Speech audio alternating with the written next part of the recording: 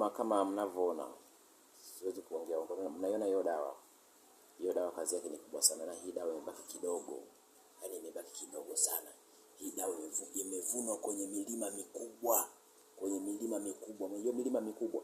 Milima mikubwa. Yaani kusema kwamba, yaani inavyoonekana katika kiashiria kusema kwamba hii dawa hii inatumika wale ambao wanataka kupandisha nyota zao. Nyota zao zipande juu, zionekane kwa watu kama milima ilivyokuwa. Imevunwa dawa hii kwenye milima mikubwa.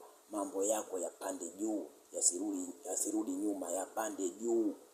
Yapande juu, mambo yako yawe yanapanda juu, kibiashara yawe yanapanda juu, popote pale ulipoajiriwa. Wale wote ambao wanatafuta vyeo vikubwa, hii dawa ukitumia hii, mambo yako yanapanda juu, biashara yako inasonga mbele, hairudi nyuma. Hii dawa imechumwa kwenye milima mikubwa, milima mikubwa. Hii dawa imeenda kuchukuliwa kwenye milima mikubwa, ili yule mwenye uhitaji, ili ikaweze kumtendea haki, ikamfungulia mambo yake, na mambo yake aende juu kama ilivyoenda kuvunwa hii dawa kwenye milima mikubwa. Mimi mwenzenu hii dawa ninayo ofisini kwangu. Kama utakuwa unahitaji, hii dawa imebaki kidogo sana ndugu zangu. Na hii dawa kipimo chake kijiko kimoja.